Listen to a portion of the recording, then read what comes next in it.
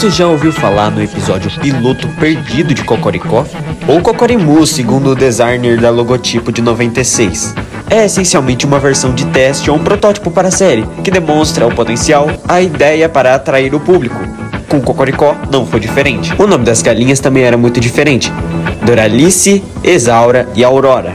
Para a dublagem das galinhas e dos outros animais, chamaram o elenco teste. Fernandinho Gomes fazendo o papel de Júlio, que já tinha feito o personagem muito tempo atrás, no especial Um Banho de Aventura. Eduardo Alves, Magda Crudeli e Neuza de Souza também estavam fazendo as galinhas. O Gupique, que faz o Alípio, o Alípio não mudou o nome, também estava no piloto.